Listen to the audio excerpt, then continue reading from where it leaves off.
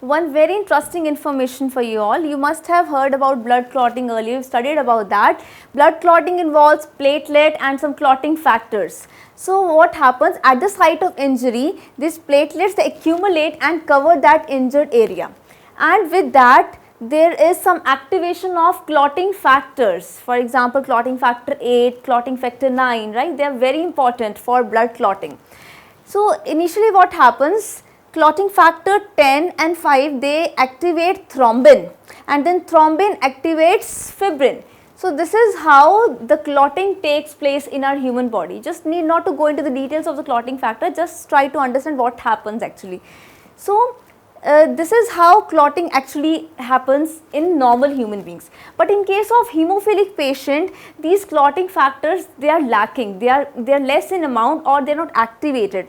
The patient is not able to make more thrombin. So how it happens? It actually deteriorates this clotting process. The clotting is not proper.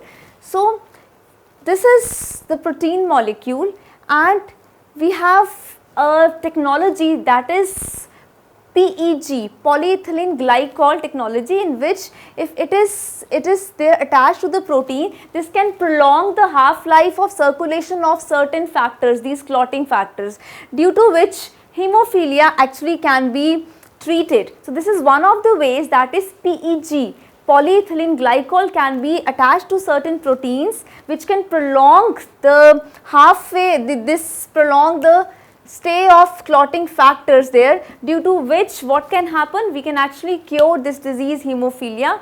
And I should not say curing this disease, but we can actually just reduce the symptoms of this disease. We can actually have better technology, which is, I told you, it is PEG, polyethyl glycation, you can say.